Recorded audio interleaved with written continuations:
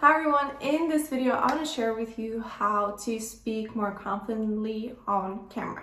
We all know that it's easier to sell when people can see your person, and also there's so many other revenue opportunities when you are okay with being on camera, from creating videos on YouTube to creating tutorials for your digital products.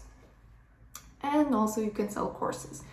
So in this video, I'm going to share with you my own story, how I overcame this fear of public speaking. And then also I'm going to share some tips, practical tips that you could use in order to manage your fear. The first time I decided to make a video was when I was trying to sell an English course. And I knew that somebody who's learning English, they probably want to see a person teaching them. They probably want to see how your mouth moves. Sounds weird, but it's true. Because obviously that changes how you speak. So for them to learn pronunciation and also to make it less boring, they needed to see that. And I made a course without showing myself. That was step one. But on social media, I started filming myself. And that's how it started. Didn't look great in the beginning, and I still posted it. And that's what I want to share with you, is that specific moment when I decided to finally do that. I was working as a marketing manager for this guy, French guy, who was a millionaire, and he wanted to be famous on YouTube.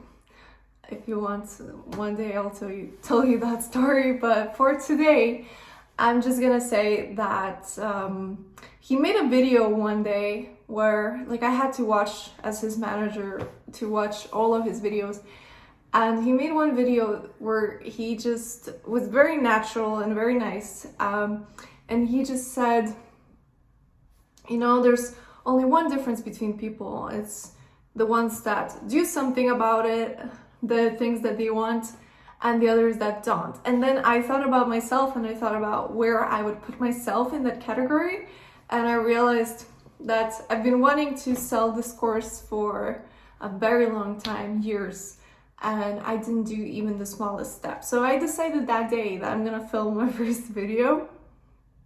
And it was funny because I lived at a dorm that time, and you know, every time my excuse was, oh, I don't have the right walls and wallpaper to film my videos, so I'm not going to do it. Because obviously in a dorm, it's not the most aesthetically pleasing look.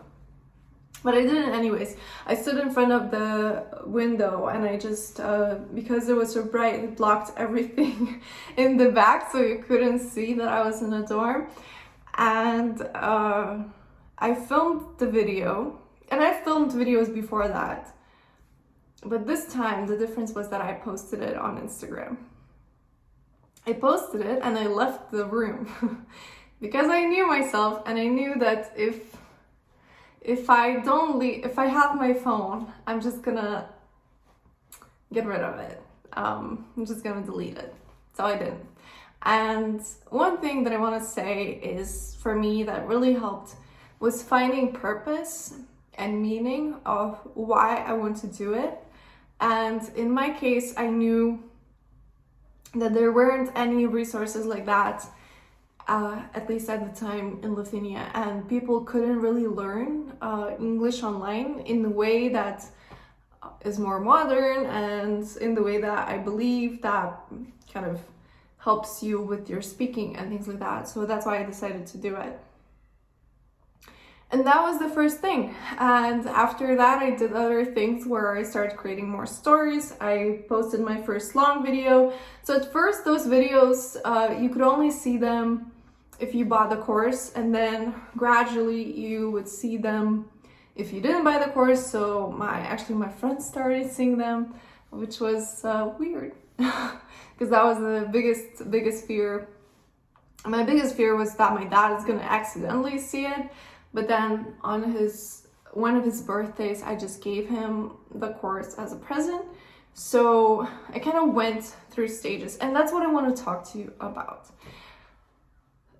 I would say that don't just jump into the water and don't just create a live video for your friends and family about a thing that you're most passionate about. Find out what triggers you. In my case, it was my dad's opinion about me, and I know that he doesn't really have the best opinion about famous people. And even if you're a famous YouTuber, he probably doesn't see it as a meaningful work or whatever.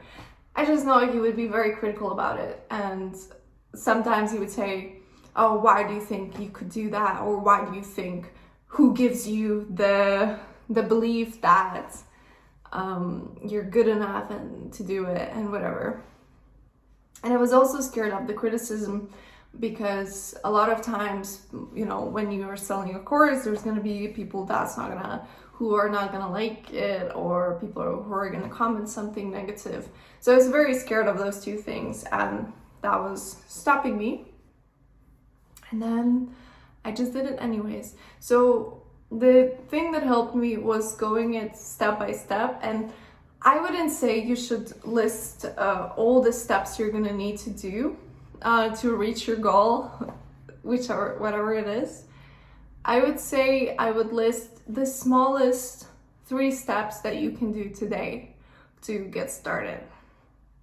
And for me, it was just to create the video, edit, post. That's it. Or create multiple videos, doesn't matter.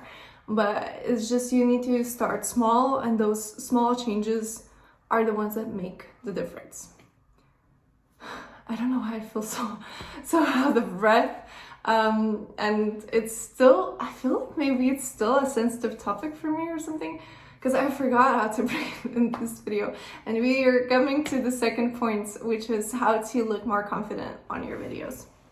So one of the things is that you need to use your hands a little bit, because if I did my video like this the whole time, I think first of all it would be pretty boring, but also would look weird.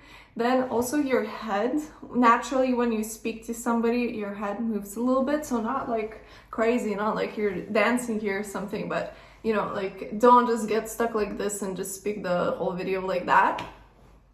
Another thing, which I don't do, but you should, is make pauses.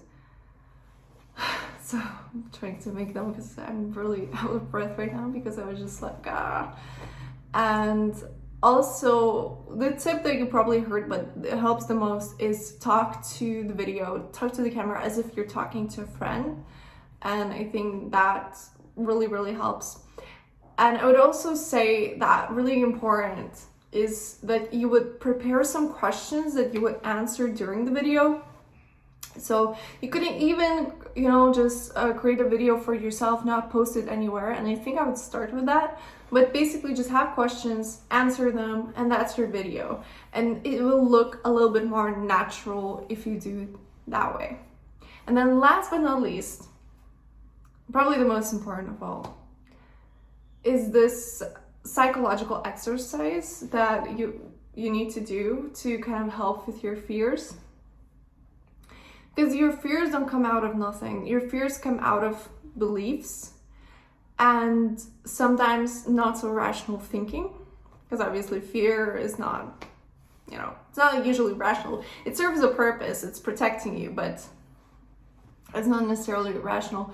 So I've created this document that you can use and kind of a journal prompt completely for free, and you will find it in the description below if you want to get it. And that one, I think, really helps to understand what kind of beliefs you have, and also to help you cope with your automatic thoughts. So, you know, all the emotional thoughts that you're having, to kind of have arguments in a more rational way.